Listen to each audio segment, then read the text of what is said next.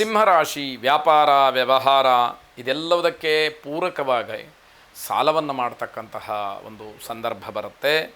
ಅದು ನಿಮಗೆ ವ್ಯಾವಹಾರಿಕ ದೃಷ್ಟಿಯಿಂದ ಅನುಕೂಲ ಆಗ್ತಕ್ಕಂಥದ್ದಿದೆ.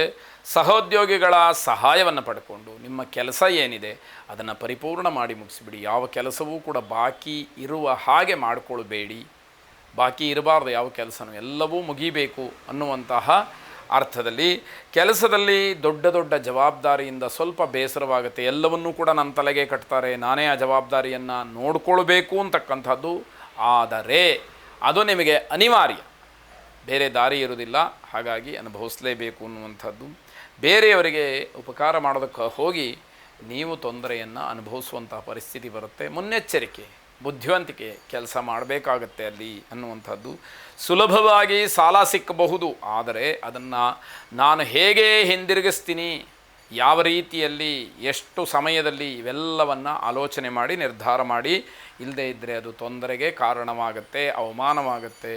ಋಣಮೋಚನ ಮಂಗಳ ಸ್ತೋತ್ರವನ್ನು ಪಠನೆ ಮಾಡಿ ಸಾಲ ಸಂಬಂಧಿಯಾದಂತಹ ವಿಚಾರದಲ್ಲಿರ್ತಕ್ಕಂತಹ ಗೊಂದಲಗಳು ಅಥವಾ ಆಪತ್ತುಗಳು ನಿವಾರಣೆಯಾಗಲಿ. ಶುಭವಾಗಿ.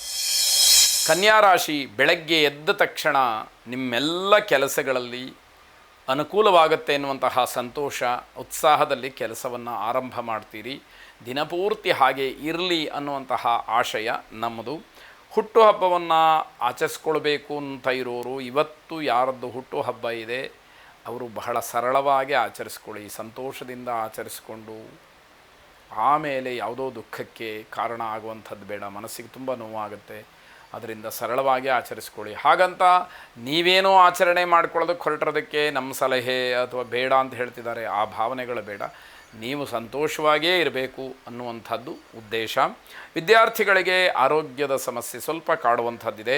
ಮನೆಯ ಸದಸ್ಯರ ಜೊತೆಯಲ್ಲಿ ಬಿಡುವಿಲ್ಲದೆ ಇರತಕ್ಕಂತಹ ಮಾತುಕತೆಗಳು, ಏನೋ ಸಂತೋಷ ಉಲ್ಲಾಸಗಳು ಇರುವಂತಹದ್ದು.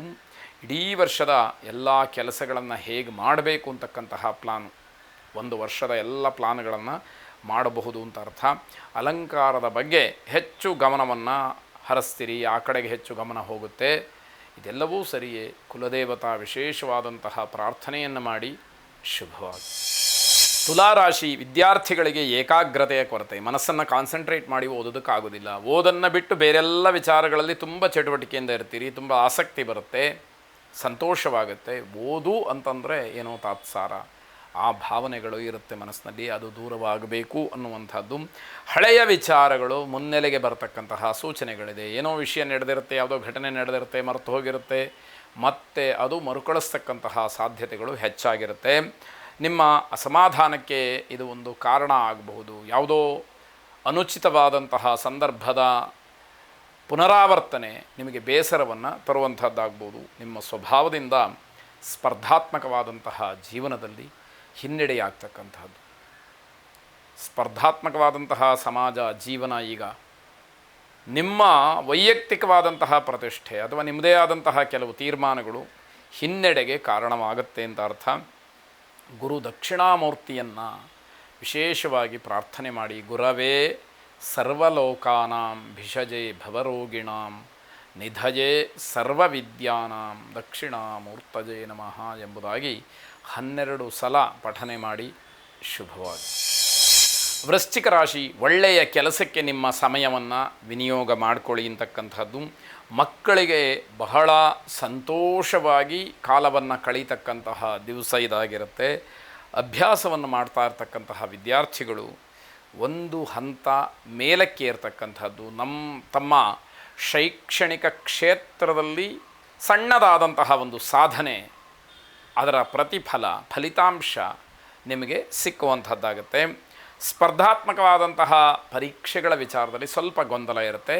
ಸೂಕ್ತ ವ್ಯಕ್ತಿಗಳಿಂದ ಆ ಗೊಂದಲಗಳಿಗೆ ಸರಿಯಾದಂತಹ ಪರಿಹಾರವನ್ನು ನೀವು ಕಂಡುಕೊಂಡು ನಿಮ್ಮ ಸಮಸ್ಯೆಯನ್ನು ಬಗೆಹರಿಸ್ಕೊಳ್ತಕ್ಕಂಥದ್ದು ಬಹಳ ಒಳ್ಳೆಯದು. ಅದಕ್ಕೆ ತಡ ಮಾಡುವಂಥದ್ದು ಒಳ್ಳೆಯದಲ್ಲ ಅನ್ನುವಂಥದ್ದು. ಆಂಜನೇಯ ಸ್ವಾಮಿಗೆ ವಿಶೇಷವಾದಂತಹ ಸೇವೆಯನ್ನು ಸಲ್ಲಿಸಿ ಪ್ರಾರ್ಥನೆಯನ್ನು ಮಾಡಿ. ಅಸಾಧ್ಯ ಸಾಧಕ ಸ್ವಾಮಿನ್ ಅಸಾಧ್ಯಂ ತವ ಕಿಂ ವದ ರಾಮದೂತ ಕೃಪಾ ಸಿಂಧೋ ಮತ್ಕಾರ್ಯಂ ಸಾಧಯ ಪ್ರಭೋ ಎಂಬುದಾಗಿ ಪ್ರಾರ್ಥನೆಯನ್ನು ಮಾಡಿ. ಆ ಆಂಜನೇಯ ಸ್ವಾಮಿಯಿಂದ ನಿಮ್ಮೆಲ್ಲ ಇಷ್ಟಾರ್ಥಗಳು ಕೆಲಸಗಳು ನೆರವೇರಲಿ. ಶುಭವಾಗಿ.